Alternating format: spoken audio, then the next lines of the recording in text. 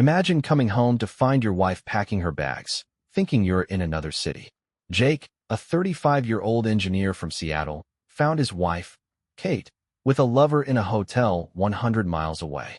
What started as a quiet evening turned into an explosive drama of divorce and cunning revenge. This is a story of betrayal, payback, and unexpected twists and turns that will keep you on your toes until the end. Jake Rivers, a 35-year-old engineer from Seattle, sat in his car in the parking lot of a Portland hotel, gripping the steering wheel so hard his knuckles turned white. He was supposed to be home, 100 miles away, cooking dinner for his kids, 12-year-old Sophie and 7-year-old Liam. But fate had other plans. His wife, Kate, a 32-year-old ad agency manager, had told him she'd be stuck at work on an urgent project. Jake believed her. He always did. Until tonight. It started with something small. Jake had driven to Portland to check on a new bridge project, a routine job that should have taken a few hours. He planned to be back by evening, but traffic jams held him up. As dusk settled, he pulled into the Riverside Inn to grab a bite before the long drive home. That's when he saw her. Kate was descending the lobby stairs, laughing, a glass of wine in hand. Her dark hair swayed, and her eyes sparkled in a way they hadn't for him in years. Next to her was Michael, her boss, a tall man with a smug grin. They headed for the elevator, his hand resting casually on her waist. Jake froze. His heart pounded like it might burst. Maybe it's a work thing, a desperate thought flickered. But then Kate leaned in and kissed Michael, briefly, but with unmistakable tenderness, and the illusion shattered. He didn't scream or charge at them. Instead, he slipped back to his car, struggling to breathe. His mind buzzed. How long has this been going on? How did I miss it? They'd been together 14 years. Met in college, married young, fought through lean times, but made it work. 2 kids, a cozy house in Seattle's suburbs, solid careers. It all seemed like a strong foundation. Lately, though, Kate had grown distant. She'd stay late, at work, snap over nothing, compare Jake to Michael. He wouldn't do it like that, she'd say when Jake suggested takeout instead of a fancy dinner. He chalked it up to stress. Now it clicked. Jake pulled out his phone and dialed Kate. No answer. A minute later, a text. Super busy, call you later. His jaw clenched. He called Sophie, who was home with the babysitter. Seen Mom? He asked, keeping his voice steady. No, she said she's back tomorrow, Sophie replied, her tone shaky. Jake knew then. Kate hadn't just lied to him. He slipped back into the lobby, took a seat in the corner, and watched. Kate and Michael vanished upstairs, only to return an hour later, her in a robe, him with a suitcase. Jake's anger mixed with icy resolve. He wouldn't make a scene. Not here. Not yet. But a plan was forming. You underestimated me, Kate, he thought, snapping a photo of them from afar. This was just the start. The next day, Jake found Michael's wife, Emily, in his contacts. We need to talk, he typed. Her reply came instantly. I've been waiting for this. An alliance he hadn't expected was born, and with it, a shot at justice. Jake Rivers sat across from Emily Carter in a dimly lit Portland coffee shop, the hum of the espresso machine drowning out the chaos in his head. It was the morning after he'd caught Kate with Michael at the Riverside Inn, and sleep hadn't come. Emily, 34, Michael's wife, looked just as wrecked, dark circles under her eyes, hands trembling as she clutched her mug. I knew something was off, she said, her voice low but sharp.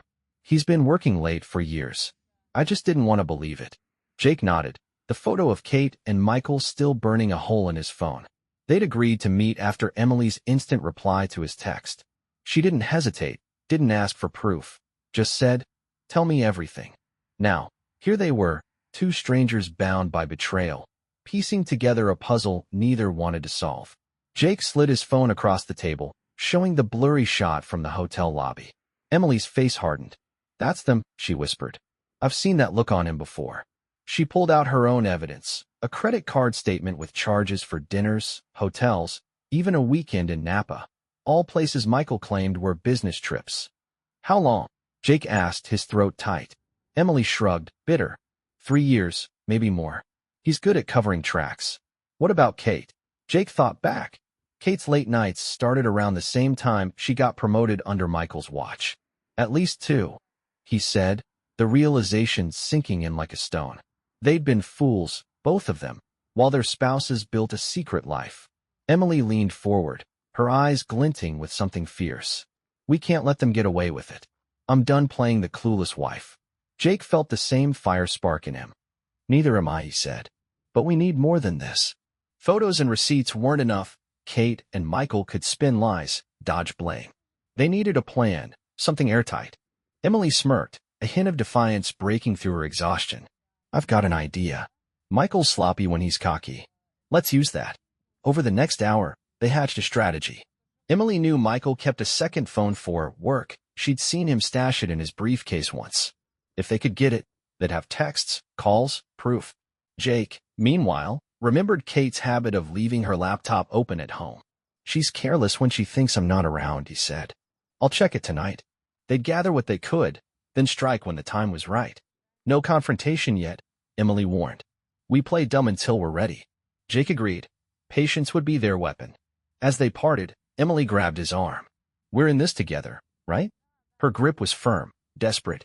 Jake met her gaze. Till the end. He drove back to Seattle, mind racing. Kate texted him. Home late again. Don't wait up. Perfect. He'd have the house to himself, and her laptop. The game was on. Jake Rivers stood in the shadows of the Riverside Inn's lobby, his pulse racing as he watched the scene unfold. It was a week since his meeting with Emily, and their plan had come together faster than he'd dared hope. Tonight, Kate and Michael were back at the hotel, another work trip, and Jake and Emily were ready to strike. The divorce papers were tucked in his jacket, signed and notarized, mirrored by the set Emily carried for Michael. A sheriff waited outside, a neutral enforcer to make it official. This wasn't just revenge, it was justice, clean and legal.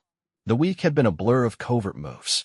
Jake had cracked Kate's laptop password, her birthday, predictably careless, and found a goldmine. Emails planning this getaway, flirty messages, even a photo of her and Michael by a pool, timestamped during a conference last summer. Emily had scored bigger. She'd swiped Michael's second phone from his briefcase while he showered, unlocking it with a guess, his golf handicap. The texts were damning. Can't wait to see you tonight, Kate had written that morning. Lobby, 8 p.m., Michael replied. 3 years of lies, now in their hands.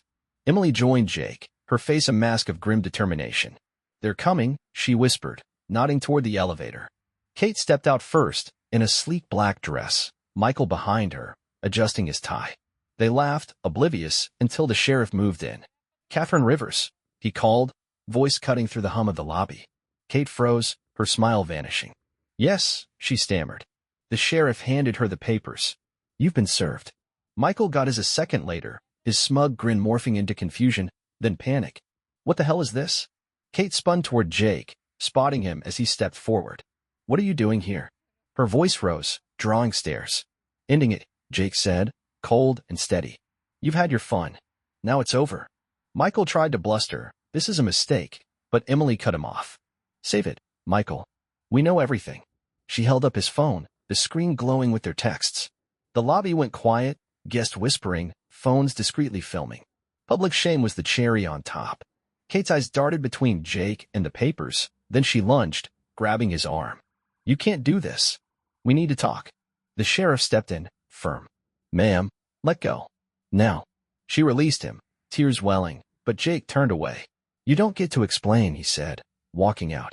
Emily followed, leaving Michael cursing and Kate sobbing into her hands. Outside, Jake exhaled, the weight lifting slightly. We did it, Emily said, her voice trembling with relief. Yeah, Jake replied, but it's not over yet. Kate's desperation meant she'd fight back. He had to stay sharp. Jake Rivers sat in his Seattle living room, staring at the divorce papers now sitting on the coffee table, their ink still fresh from the hotel showdown. It was 2 days since he and Emily had blindsided Kate and Michael at the Riverside Inn, and the adrenaline had faded into a tense quiet. The kids, Sophie and Liam, were upstairs, oblivious to the storm brewing below. Jake had kept things vague, Mom, and I need some time apart, but Sophie's sharp eyes lingered on him lately, like she sensed more. He hated that part most. The silence broke when his phone buzzed. Kate, we need to talk. Now. I'm outside. Jake's stomach twisted. He'd expected this. She wouldn't go quietly, but not so soon. Peering through the blinds, he saw her car idling in the driveway, her silhouette hunched over the wheel. Against his better judgment, he stepped out. She climbed out, eyes red, hair a mess. Jake, please, she started, voice cracking. I messed up. I know that. But we can fix this for the kids. He crossed his arms, stone-faced. Fix it? 3 years, Kate. You don't fix that. She flinched, then shifted tactics. I've quit my job. I'm seeing a therapist. I'll do anything counseling, whatever you want. Just don't throw us away. Her desperation clawed at him, stirring old guilt.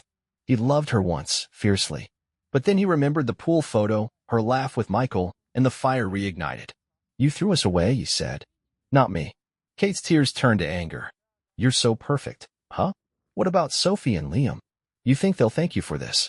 She stepped closer, voice low. I told them I made a mistake, and you won't forgive me. Sophie's already asking why you're so cold. Jake's jaw tightened. Using the kids was low, even for her. Don't you dare drag them into your mess, he snapped. She backed off, hands up. Fine, but I'm not giving up. We're still married for now. Inside, Jake paced, rattled. Kate's words gnawed at him, Sophie's questions, Liam's confusion. He called Emily, needing an anchor. She's fighting back, he said when she picked up. Emily sighed. Michael's doing the same. Begging, promising the moon. I found a text he sent Kate today. We'll figure this out together. They're not done. Jake cursed under his breath. She's using the kids against me. Emily paused, then said, meet me tomorrow. We'll regroup. You're not alone in this. The next day, they met at a park, away from prying eyes. Emily looked steadier, but her news wasn't. Michael's hired a lawyer. He's stalling the divorce, claiming I'm unstable. Kate might try the same. Jake's mind raced. She's already twisting things with Sophie. Emily touched his hand, brief but firm. We've got the proof. They can't win. But she hesitated. I need to tell you something. I'm starting to feel more. For you. Jake blinked, caught off guard. The air shifted, heavy with unspoken stakes. Jake Rivers stood in the Seattle courthouse, the February chill seeping through the windows as the judge's gavel fell. It was done. His divorce from Kate finalized. 14 years of marriage severed in a 20-minute hearing. The kids, Sophie and Liam, were with a sitter, spared the sterile drama. Jake felt hollow but free, the weight of betrayal lifting with each step toward the exit. Emily waited outside, her own divorce from Michael settled a week prior. She smiled, tentative but warm. We made it, she said. He nodded. Yeah, we did. The weeks since Kate's ambush had been a gauntlet. She'd fought dirty, hiring a lawyer to paint Jake as inflexible, unwilling to reconcile for the children's sake. Sophie's questions, why can't you forgive her, Dad? Cut deep, but Jake held firm. He'd sat her down, age-appropriate truth on his tongue. Mom broke a big promise. I can't trust her anymore. Sophie's eyes hardened. She'd stopped asking after that. Liam just clung to him, quiet but steady. Kate's pleas, therapy offers, tearful voicemails piled up, but Jake saw through the act. She was sorry she got caught, not that she'd cheated. Emily's warning about Michael proved spot on. He tried to delay, too, claiming emotional distress, but their evidence, texts, photos, receipts crushed his lies. The judge wasn't swayed by his charm or Kate's tears. Assets split evenly, custody shared, no alimony, clean cuts. Kate moved into a small apartment, a downgrade that mirrored her fall. Michael lost more. His affair leaked to colleagues, tanking his career. He slunk off with a new girlfriend, but his kids, Emily's girls, refused to see him. Karma, quiet but brutal. Jake and Emily had grown closer through it all. Her confession at the park lingered, a spark neither pushed nor ignored. After the divorces, they tested it. Dinners, walks, laughter free of guilt. It wasn't revenge, it was real. Sophie warmed to Emily first, her sharp wit matching the woman's kindness. Liam followed, giggling at her bad puns. Emily's girls liked Jake, too, calling him the cool one. They took it slow, shielding the kids from rush, but the bond felt right. Kate didn't vanish. She'd call, voice soft, promising change. I'll wait, she said once, delusional. Jake kept it civil for co-parenting, but his answer stayed no. She'd lost him, and Sophie's trust for good. Michael faded, a ghost of his old swagger. Jake heard he'd begged Emily back, too, only to get a door slammed in his face. Outside the courthouse, Jake exhaled, the past a closed book. What now? Emily asked, her hand brushing his. We live, he said, simple but sure. They walked off, kids in tow later that day, a new family forming from the ashes. Kate watched from her car across the street, alone, the cost of her choices etched in her silence. Jake didn't look back. He'd reclaimed his worth and found something better.